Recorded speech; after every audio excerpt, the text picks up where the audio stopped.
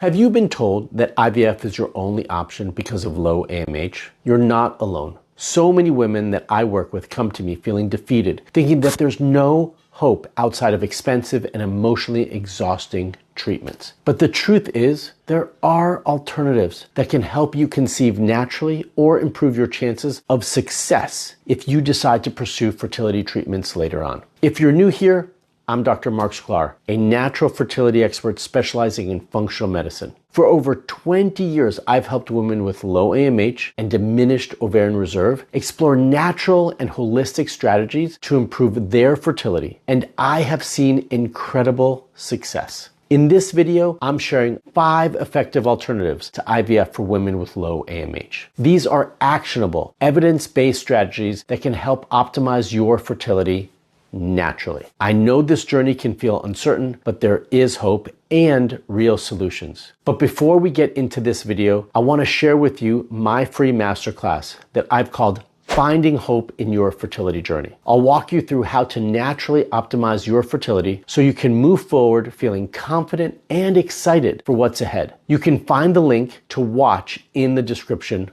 below. The first point that I want to mention is I want you all to focus on improving egg quality. So much about AMH makes us feel sad and defeated. But when we focus on AMH, we're focusing on the quantity of eggs that we have versus the quality of the eggs that we have. And I want us to change that shift, okay? So even if your AMH is low, having one high quality egg can really lead to a successful pregnancy. And that's what the focus should be on, is improving and having one good quality egg every cycle that can fertilize and lead to a healthy embryo and healthy pregnancy. So we want to focus on quality, not quantity. I know you've heard me say this before, but I want to emphasize this. So what are some actionable things that you can start to do right now that will lead to that will help to improve that? Well, number one that you all always ask me for is supplementation. What supplements can I take to do X, Y, and Z, in this case, improving AMH? Well, one of the main ones that all of you have heard about is CoQ10. That's right. It helps support mitochondrial function in the eggs. Now, I do want to recommend an additional product to that, which actually has CoQ10 in it. It's called Rejuva Eggs. Rejuva Eggs has a combination, a blend of nutrients in it, including CoQ10, to help support egg quality. If you want more information on Rejuva Eggs, then all you have to do is go to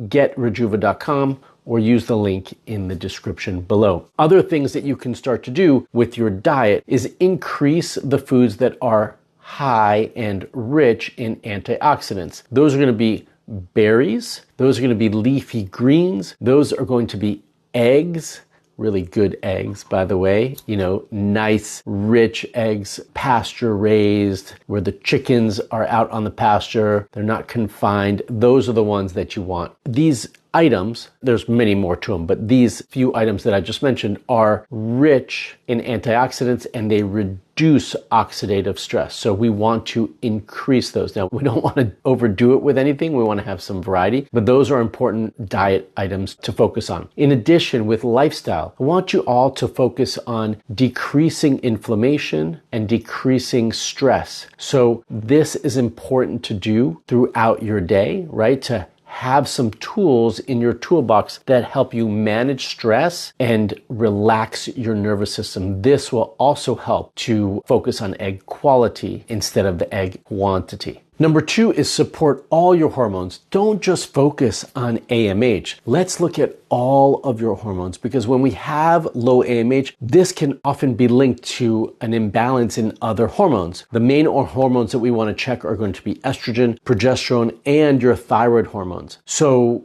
addressing any imbalances in these areas, any deficiencies, any excesses, can really level the playing field and optimize your hormones and have an impact on your AMH as well. Your hormones are all responding to one another, okay? So if we want to impact one specific hormone or two specific hormones. We want to focus on all of them. Are they all balanced? Are they all doing what they need to be doing? So let's make sure that is the case. So how do we make sure that all of our other hormones are balanced and where they need to be? We get them tested. So the first thing that I want you to do in this situation is actually test your hormones. Make sure you do a comprehensive hormone panel to test all your hormones, and make sure it's done at the right times of the cycle for any given specific hormone so that things are not or perceived to be imbalanced when they're not. And I see this all the time. So I don't want you to get scared when you see hormones tested and they're out of range when they were tested at the wrong time of the cycle. Again, I see this literally all the time. I saw it this morning in a hormone profile. So once you have those labs tested and you know what needs to be adjusted, then you could focus on those things to make sure that they are supported properly. As I mentioned before in the last point, I talked about stress briefly. In this point, I'm going to highlight it again because managing your stress can have a profound impact on all of your hormones. And we want to make sure that everything is balanced. Right? So how do we do that? Well, we have a balanced lifestyle. And one of the best ways to have a balanced lifestyle is to stay grounded and to stay calm. And anything that you can do to reduce the stress in your life, like meditation or yoga, is going to have an impact on your hormones and create stability. And that's something we absolutely want when we're trying to manage all of our hormones, including our AMH. The third way that we can support AMH levels, support our fertility, and potentially get pregnant naturally, and we see this all the time, is by incorporating acupuncture and traditional Chinese medicine. This is something I'm a huge proponent of. I'm a licensed practitioner in it, so I'm a big fan of it. But more than just that, I'm a believer of it. What does the research show? And that's really the most significant piece. The research is actually very profoundly in favor of incorporating acupuncture and Chinese medicine to support fertility, to help regulate and improve AMH levels, to help you get pregnant naturally. Or if you're going to go through IVF, to also help you and support you through the IVF process. The research has been done in multiple parts of the fertility process, and acupuncture is a big part of that. So what does acupuncture do? Acupuncture helps in many ways, but the two main ways is that acupuncture is going to help to increase blood flow to the ovaries, to the uterus, to the reproductive organs, to the pelvic area. And by doing that, it helps to restore function by bringing more nutrients and nourishment to those areas, right? So we are trying to support ovarian health and ovarian function. If we can improve the flow of blood to those areas, we're going to improve the function of those organs. The other thing that it does is it helps to regulate the nervous system. And by regulating the nervous system, it can help to regulate hormones as well. So it's doing both. Your job is to find a licensed practitioner who specializes in fertility to support you through that journey. I don't recommend that you just see any acupuncturist or Chinese medicine practitioner or doctor. I recommend that you find someone who specializes in reproductive health, and you can do that by going to aborm.org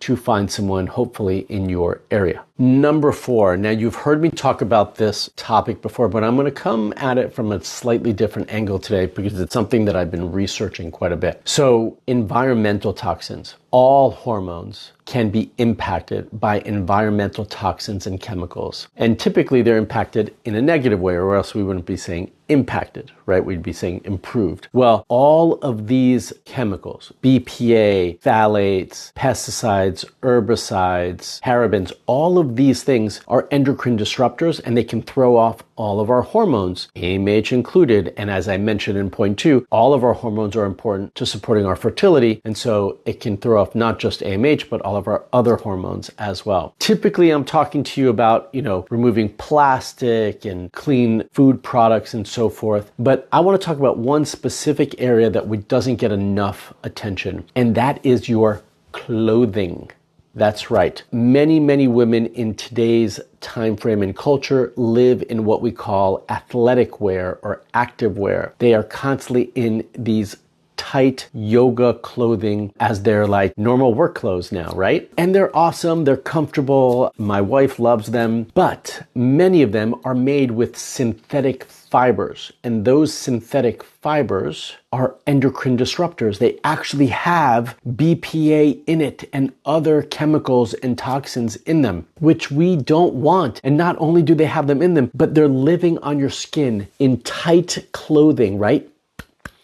Tight, and we're sweating in them, and then we're in them all day long. It's not healthy for our fertility and our hormones. So I know you may have hopefully switched a lot of the other items in your household, personal products and so forth, to clean up those chemicals. But now I want you to focus on your clothing. Let's focus on natural fibers. Let's have you focus on getting just organic cotton again, right? Or other natural fibers instead of all these synthetic fibers. I have the same issue. It's not like I don't have them in my clothing because that's just what people are buying right now, right? That's what we have available to us. We have to make an extra effort to find clean clothing, and I want you all to focus on that now moving forward to help regulate your AMH levels and your fertility. Before I jump into my last point, I want you all to know I want to say conversations, but we're not having a conversation. I'm really talking to you all, and I hear you all in your comments below. So I want to invite you to leave more comments and questions below because I'm happy to answer them. But these are the conversations that I have, the topics that I cover with the members of my Hope program. The biggest difference is that I'm not talking about generalities with them. I'm talking about specifics with each member, right? I know their case personally and in depth. I have their lab work in front of me, and I can specifically point to specific issues that I see and where I think that's potentially coming from, or we're going to have a conversation about where we think that's coming from, and then how we can fix it. What are we going to do to improve it? And then we're going to watch that progress over time. So this is not just theory. I'm saying this all to you because it's not just theory, it's practical, real things that I discuss and see change in the members of my Hope program, and the same change I want to see in all of you. All right, point number 5, proper healthy blood sugar. So good blood sugar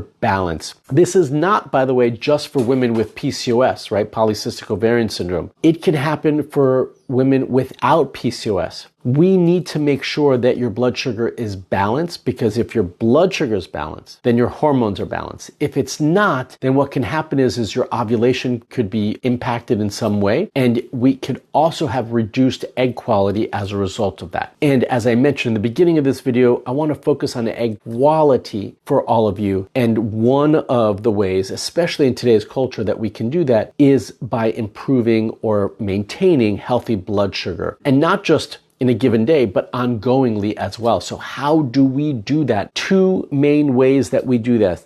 Diet is number 1. We need to make sure that we have healthy, balanced meals with a fair amount of protein. Most of you are not getting enough protein. Your plates are filled with carbs. So we want to alter that to have the plates filled with primarily protein, healthy fats, and good fiber to help keep good, balanced blood sugar in each individual meal. Avoid all the sugary, carb-filled snacks. And after you just ate, you're craving sugar. It means you didn't eat enough protein. And if you're getting too hungry too quickly, you didn't eat enough calories and enough protein. So we want to make sure we have that balance in every meal, because that's going to help sustain healthy blood sugar throughout your day. Additionally, I want you to do exercise regularly, moving. One of the best things you can do is move, and especially after your largest meal of the day, to help regulate your blood sugar as well. So that is something that you can absolutely start to do right now to not only help your blood sugar, but to help your hormones and your fertility. Low AMH doesn't mean no hope. It simply means we need to shift the focus from quantity to quality and create the best possible environment for your fertility to thrive. The strategies that I've shared today are powerful, natural alternatives to IVF that can help you take control of your fertility journey. I see this with all the members of my program. You are not defined by your AMH levels, and you don't have to walk this path alone. If you want my help and want me as your coach, and you're wondering how how can you have me help you get pregnant, I want to invite you to book a personalized fertility assessment with my team. On this call, we will take a close look at your unique situation, uncover what's not letting you get pregnant, and create a simple, clear plan to help you boost your fertility